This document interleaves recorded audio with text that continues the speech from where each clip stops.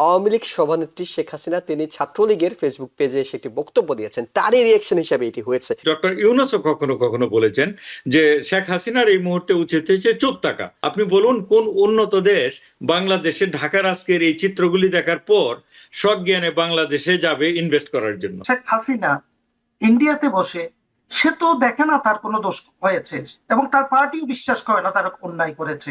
শেখ হাসিনা কি করেছে না করেছে সেটার জন্য বঙ্গবন্ধুর বাড়িয়ে করতে হবে, দিস ইজ টু মি একবিংশ শতাব্দীতে এটা হচ্ছে উন্মাদ একটা চিন্তাধারা। এই কর্মসূচিটির নামই দেওয়া হয়েছে বুলডোজার মিছিল। এবং আমরা যদি আমাদের ফেসবুকে দেখি যে বৈষম্য বিরোধী ছাত্র আন্দোলনের অন্যতম সমন্বয়ক হাসনাত আব্দুল্লাহ তিনি 12 ঘন্টা আগে একটি পোস্ট দিয়েছিলেন, এবং সে পোস্টে তিনি কিন্তু এই কথাটা ঘোষণা দিয়ে রেখেছেন, এখনো তার ফেসবুকে আছে, আজ রাতে বাংলাদেশ ফেসিবাদের তীর্থভূমি মুক্ত হবে। অর্থাৎ ঘোষণাটা অনেক আগের, আইন শৃঙ্খলা বাহিনীর প্রস্তুতি নেওয়ার যথেষ্ট সুযোগ ছিল। এর আগে আমরা দেখেছিলাম যখনই স্বৈরাচার সরকারের পতন হয়েছিল তখন কিন্তু গণভবনে ব্যাপক লুটতরাজ করা হয়েছে।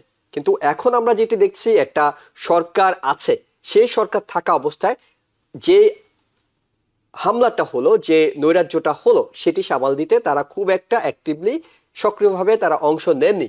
কিন্তু এখনো তো সময় আছে, অর্থাৎ এখনো যখন আমরা এই অনুষ্ঠান করছি তখনও সেখানে এক ধরনের অস্থিতিশীলতা চলছে। আবার অনেকে যে বিষয়টি আপনার কাছে জানতে চাই সেটি হলো যে বলছিলেন যে আওয়ামী লীগ সভানেত্রী শেখ হাসিনা তিনি ছাত্রলীগের ফেসবুক পেজে এসে একটি বক্তব্য দিয়েছেন, তারই রিয়েকশন হিসেবে এটি হয়েছে। এই ক্ষেত্রে অন্য পক্ষ যারা আছে, অর্থাৎ ভিকটিম যারা এখন হচ্ছেন, তাদেরও আসলে কতটা রেসপন্সিবিলিটি আছে বাংলাদেশকে অস্থিতিশীল কিংবা স্থিতিশীল রাখার বিষয়ে? জি, ধন্যবাদ। এখানে একটা সংবেদনশীল ব্যাপার অবশ্যই রয়ে গেছে যে আগের যে প্রধানমন্ত্রী, মানে পতিত প্রধানমন্ত্রী শেখ হাসিনা, তিনি একটা অন্য দেশে আশ্রয় নিয়েছেন, এবং বর্তমানের যে সরকার, আমাদের যে তত্ত্বাবধায়ক সরকারের যে পররাষ্ট্র উপদেষ্টা মানে মোহাম্মদ তৌহিদ হোসেন, অন্তর্বর্তীকালীন সরকার যদি আমরা বলি, অন্তর্বর্তীকালীন সরকারের যে তৌহিদ হোসেন, তিনি স্পষ্ট ভাষায় বলেছেন, এমনকি ডক্টর ইউনূসও কখনো কখনো বলেছেন যে শেখ হাসিনার এই মুহূর্তে উচিত হয়েছে চুপ থাকা। তিনি কোনোভাবেই আমাদের দেশের আভ্যন্তরীণ ব্যাপারে মানে অস্থিতিশীল করার মতো কোনো কর্মকাণ্ড করা উচিত না, এবং আমি এটার সাথে আমি নিজেও একমত। কারণ তিনি যেহেতু দেশ ছেড়ে পালিয়ে গিয়েছেন, এক অর্থে তিনি নিজেও জিনিসটা ফেস করতে চান নাই। তাহলে এখন তো তার বিরুদ্ধে প্রচুর মামলা আছে। তো মামলা যেখানে রয়েছে সেখানে মামলাগুলির আইনের উপর করা প্রয়োজন, এবং এইখানে মামলার অধীন থেকে তার দেশকে আর অস্থিতিশীল করার যে প্রবণতা, সেটা একেবারেই অ্যাকসেপ্টেবল না, এবং এটার জন্য এটা অ্যাকসেপ্টেবল না। কিন্তু এর মানে এই না যে শেখ হাসিনা কি বললো তার জন্য শেখ হাসিনার আরো একটা ধারাতে মামলা হতে পারে, যে ফর এক্সাম্পল সে বিদেশে বসে দেশকে অস্থিতিশীল করছে, এটারও তো ধারা আছে, সেটা মামলা হতে পারে। অথবা তার নিজের যে সয় সম্পত্তি এগুলি ক্রোক করতে পারে, পুরানোর কথা আমি বলছি না, কারণ ক্রোক করে ফেলতে পারে, তাই না? তা করে নিয়ে এগুলিকে গভর্নমেন্টের সম্পত্তি হিসেবে ঘোষণা করতে পারে। কিন্তু যখন এরকম নৈরাজ্যকর পরিস্থিতি তৈরি হয় দেশে, সেটা যে শুধু জানমালের মানে জন্য ক্ষতিকর এটা না, আমাদের বাইরের যে দুনিয়াতে আমাদের যে ইমেজ বাংলাদেশের, এমনকি যে পররাষ্ট্র অন্যান্য দেশগুলির যে বিনিয়োগ বাংলাদেশে, সেগুলি তো বাধাগ্রস্ত হবে। এর মানে হচ্ছে আমাদের ওভারঅল যে প্রগতি অগ্রগতি সেটা বাধাগ্রস্ত হবে। আপনি বলুন কোন উন্নত দেশ বাংলাদেশে ঢাকার আজকের এই চিত্রগুলি দেখার পর সজ্ঞানে বাংলাদেশে যাবে ইনভেস্ট করার জন্য? এটা তো করবে না। তাহলে এটা তো প্রফেসর ইউনূসের সরকারের জন্য একটা হচ্ছে বিশাল একটা ফেইলিওর, তাই না? তো এখানে 5 তারিখ থেকে, অগাস্টের 5 থেকে 8 তারিখ পর্যন্ত দেশের সরকার ছিল না, তখনও বঙ্গবন্ধুর বাড়িতে আগুন দেওয়া হয়েছিল, আরো অনেক জিনিস ভাঙচুর হয়েছিল। সেটাকে অ্যাকসেপ্ট করা যায়, কারণ একটা অভ্যুত্থান পরবর্তী সময়ে যেখানে সরকার ছিল না, এটা করতে পারে অরাজক পরিস্থিতি। কিন্তু সরকার একটা দেশে ক্ষমতা আসার পর তাদের প্রথম এবং প্রধান কাজই হচ্ছে কনস্টিটিউশনকে আপহোল্ড করা এবং জানমালের সমস্ত নিরাপত্তা বিধান করা। সরকার ক্ষমতায় থাকা অবস্থায় এই জানমাল যদি আপনার শত্রুরও হয়, এটা তো দেশের ভিতরের জানমাল, এগুলিকে আপনি এইভাবে পুড়িয়ে দিবেন, বহির্বিশ্বে এটার একটা ইমেজ তৈরি হবে যে এই দেশ হচ্ছে ব্যানানা রিপাবলিক, এটা হচ্ছে একটা বর্বরদের দেশ। তাহলে সেই দেশে কারা যাবে আপনাকে ইনভেস্ট করতে? আপনি এটা বলুন। সুতরাং যেভাবে আপনি কথাটাকে ঘুরিয়ে পেঁচিয়ে বলুন, শেখ হাসিনা ডেফিনেটলি খারাপ কাজ করছে, এই যে এইগুলি করে করে, যে একটা তার বক্তৃতাটা আমিও শুনছিলাম আপনাদের অনুষ্ঠানে আসার আগে, সেখানে তার মিনিমাম কোনো রিমোর্স নাই। সে এখনো আমি করেছি, আমি দিয়েছিলাম, আমি করে দিয়েছি, এই যে ননসেন্স সে করে যাচ্ছে, এটা সি মাস্ট স্টপ ইট। উদ্দূরে যদি তার সাধারণ জ্ঞান না থাকে, তাহলে সে নিজেকেই শুধু ক্ষতিগ্রস্ত করছে না, দেশের ভিতরে আওয়ামী লীগের যে দলটার কোনোদিন রাজনীতি করার অবস্থা সে ধ্বংস করে দিচ্ছে। আমার সাথে আমি যেটা বললাম একটু আগে আপনাকে, আমি 1.5 মাস দেশে ছিলাম, প্রচুর মানুষের সাথে কথা বলছি। আমার নিজের পরিবারও, আত্মীয় স্বজনের মধ্যে আওয়ামী লীগের লোক আছে, প্রত্যেকের পরিবারই আছে, আপনারা জানেন। তারা থেকে শুরু করে সমস্ত লেভেলে আওয়ামী লীগের লোকেরা মনে করে যে শেখ হাসিনার সময় যে দুর্নীতি হয়েছে, এটা এটা মানে অসম্ভব মাত্রা ছাড়িয়ে গিয়েছিল, এটার একটা বিচার হওয়া দরকার ছিল। তার যে পতন হয়েছে এটা খুবই সঠিক হয়েছে, কিন্তু এর বাইরে গিয়ে সমস্ত মানুষকেই যাতে শুধু একটা দল সমর্থন করার জন্য যাতে ভিকটিম করা না হয়, কারণ তারা তো এই দেশেরই মানুষ। ভিকটিম যদি করতে হয়, আমি মনে করি আইনের আওতায় করা প্রয়োজন, কারণ দেশ তো প্রত্যেকটা জিনিসের জন্য আইন আছে। এই সরকারের উচিত হচ্ছে লুটতরাজ করে থাকলে লুটতরাজের এগেনস্টে কেস করুক, হ্যাঁ, জালিয়াতি করলে সেটা করুক, মানুষ গুম করে থাকলে সেই আইনি বিচার হোক, মানুষকে যদি এক্সটর্শন করে থাকে, মানে মারপিট করে থাকে, সেই জন্য বিচার হোক। কিন্তু এগুলি কিন্তু কিছুই হচ্ছে না। হচ্ছে একটাই, শুধু হচ্ছে যে সবাইকে ঢালাও ভাবে মার্ডার কেস দিয়ে সবাইকে বাড়ি ছাড়া করছে, এবং পক্ষান্তরে কিছু কিছু লোক চাঁদাবাজি করছে। এটা তো অ্যাকসেপ্টেবল না। এটা হচ্ছে এটা acceptable সরকারের না। ব্যাপকভাবে হচ্ছে একটা আমি মনে করি ফেলিওর এই সরকারের।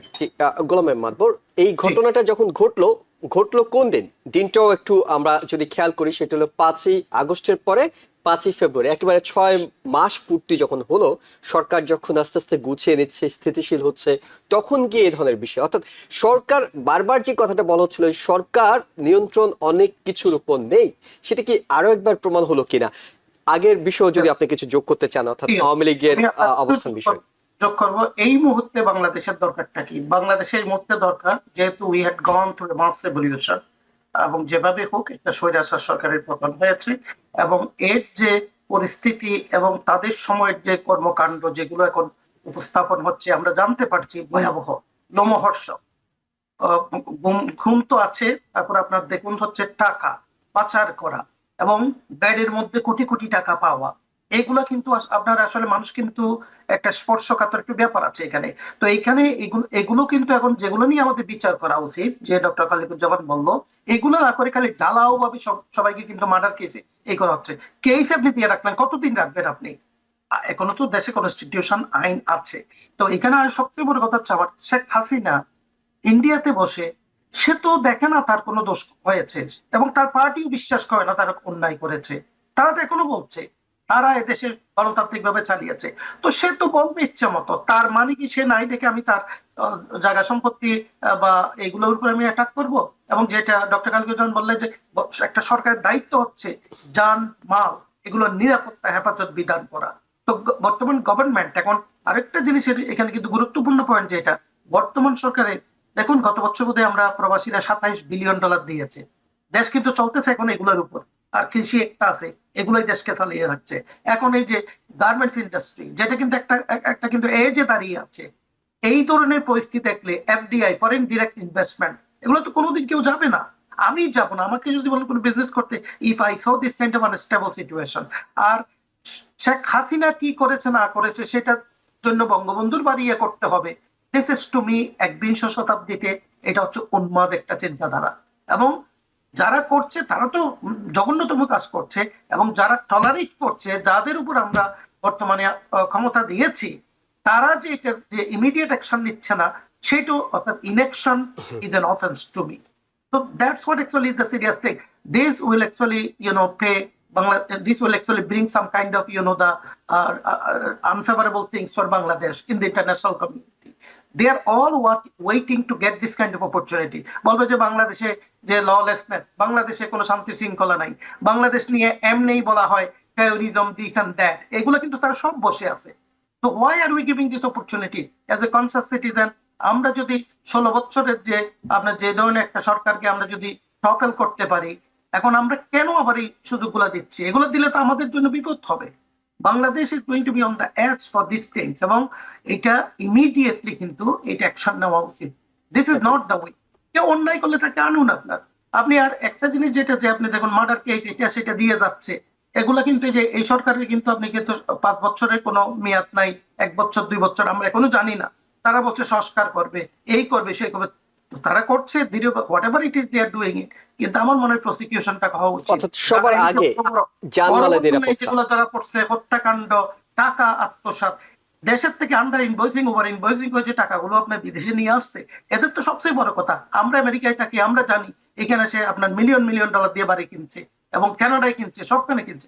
Y you are not doing for that? Why আপনি বলতেছেন সংস্কার সংস্কার? সংস্কার কোন সময় করবেন আপনি? গত 6 মাস তো হয়ে গেল, আপনি বললেন 5 থেকে এখন 6 মাস অলরেডি হয়ে গেছে। What are you doing? Report দিয়েছেন, এখন রিপোর্টের এগুলো কোন সময় করবে? তো আমার মনে হচ্ছে এই উপদেষ্টা পরিষদের immediately they need to wake up. This is not the way, because মানুষের কিন্তু অনেক বড় আশা ভরসা তাদের কাছে। নিউ ইয়র্ক থেকে সম্প্রচারিত TVN 24 টেলিভিশন বিশ্বজুড়ে বাঙালির কণ্ঠস্বর।